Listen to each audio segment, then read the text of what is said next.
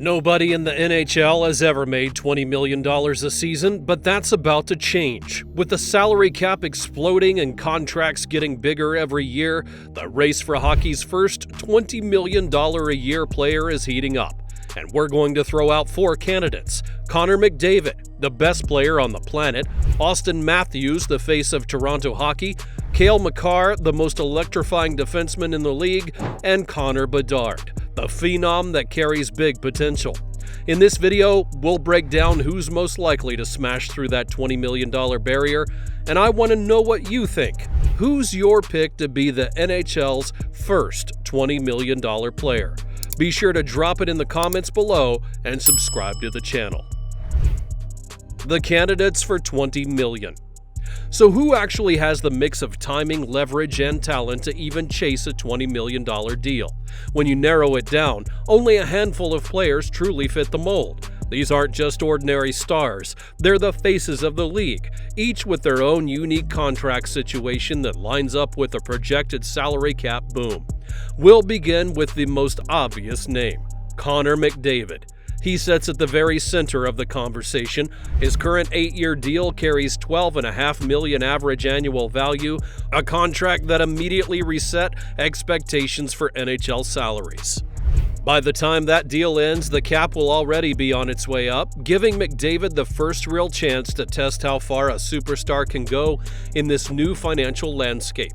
He's widely considered to be the best player in the world, with a level of production that hasn't slowed down in the slightest. If anyone could enter negotiations and push towards a record-shattering contract, it would be him. The real challenge becomes whether Edmonton would actually commit nearly 1/5 of its cap to a single player. In a league where depth is critical in the playoffs, a $20 million commitment would mean tough sacrifices everywhere else on the roster. Austin Matthews comes next. Toronto's franchise center has already shown he's willing to push the pay scale forward. His latest contract gives him $13.25 million average annual value, placing him amongst the highest paid players in the league right now. But what makes Matthews stand out isn't only the dollar figure, it's the 4-year term that he chose, ending in 2027. That timing becomes crucial because it runs directly into the projected cap peak of $113.5 million. If Matthews is still dominating offensively by then, he'll negotiate from a position of maximum leverage, still in his prime, with every team knowing that he can transform their franchise. Toronto will face the ultimate test: commit to one of the biggest contracts in hockey history, or risk losing their centerpiece player at the height of his career. Cale Makar offers a different twist. Defensemen almost never reach the salaries that elite forwards command, but Makar may be the player who finally changes it all. He currently earns $9 million per season on a deal that runs through 2026. Already recognized as a generational talent, he controls games on both sides of the puck, driving offense on the power play, shutting down elite forwards, and handling massive minutes with ease. As a defenseman with a $9 million average annual value through 2026, he could test whether elite blue liners can truly command forwards-level money once they hit free agency. If Colorado positions him as their single most valuable piece, his next contract could create a precedent for re-evaluating top-tier defensemen across the league. Then there's the wild card, Connor Bedard. It's too early to pin down the exact timeline for him, but what we do know is that his long-term potential is enormous. If he develops into a kind of generational scorer that many project, his future negotiation window will coincide with one of the highest caps the league has ever seen. Bedard is a young phenom with a long runway, and if his growth explodes just as the cap peaks, he could push the entire conversation forward sooner than expected. The combination of skill, timing, and hype makes him impossible to leave out of the picture. And when you place these names side by side, the patterns begin to take shape. McDavid gets the first shot, Matthews hits the right at the projected peak, Makar lands in between, and Bedard represents the longer horizon, each having extraordinary skill, facing a unique contract window, and all of them depend on the cap climbing at just the right moment. Together, they highlight the narrow path that a player has to walk to even approach the $20 million line. But before teams and players can even get there, there's another hurdle: what those numbers look like compared to today's reality. The road to $20 million. Right now, no NHL player is anywhere near $20 million a year. Connor McDavid's $12.5 million deal still sets the standard, while Austin Matthews' $13.25 million contract has pushed the ceiling just a little bit higher. To most fans, leaping from there to $20 million feels almost impossible. But when you look at how the salary cap is expected to grow, the math begins to tell a different story. The cap is about $88 million today, which is why even Matthews' $13.25 takes up a massive piece of Toronto's payroll.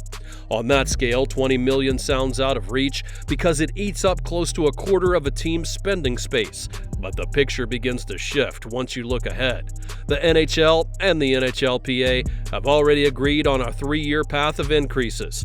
$95.5 million in 2025 and 26, $104 million in 26 and 7, and $113.5 million by 2027 and 28. Meaning that by the end of the decade, teams could have around $25.5 million more in spending room than they do now. And that's not a small step. It's a structural change in how franchises can allocate money to their stars. On paper, a superstar taking $20 million would still leave over $90 million to spread across the rest of the roster. It sounds manageable, but the NHL is not about stacking one or two names. It's about depth. Teams competing for the cup rely on 3 scoring lines, defensive balance, and a reliable goaltender. If one single contract starts eating into that much of the cap, the risk is that depth gets chipped away. General managers know that one elite player can transform a team, but they also know that you don't win in June without a roster that can endure 4 grueling playoff rounds.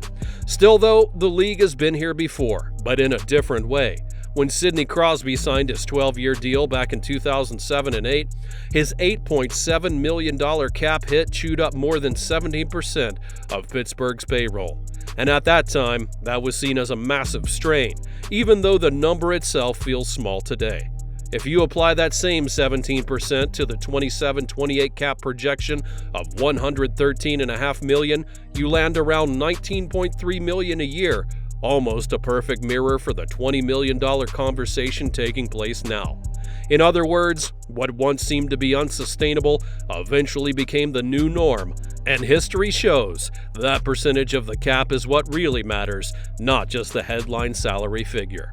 Of course, the math isn't the only factor. The cap path was agreed to by the NHL and the NHLPA for the next 3 seasons, but escrow and future bargaining talks could still tweak the final numbers. $20 million is plausible, but not inevitable. Players will push for bigger deals in line with revenues, while owners may work to protect competitive balance, and every negotiation carries those competing pressures. That tension is one of the reasons why each brand new contract feels like a battle between financial reality and superstar leverage. When you add up the projections, the growth curve, and the historical precedents, the conclusion is clear. $20 million is within reach for the right player at the right time, and it isn't guaranteed, it isn't without risk, but the economics now line up in a way they never have before. If one player decides to press the market beyond the current boundary, the structure is in place for it to happen. Which brings us to the final question. The math proves that it can work, but what about the game itself? What would a franchise have to sacrifice in order to put one player at $20 million a year? A $20 million contract would represent both a milestone in the NHL's financial growth and a gamble that could stretch a team's roster thin. It's the balance between celebrating the rising value of elite talent and weighing the cost of depth and long-term competitiveness. Is one player's impact worth hollowing out the roster, or is building around a true generational star the better long-term bet? Tell me in the comments below, who deserves $20 million, and would you give it to them? Be sure to drop your pick and your reasons why. Leave a like on this video and subscribe to the channel so that you never miss another great video like this one.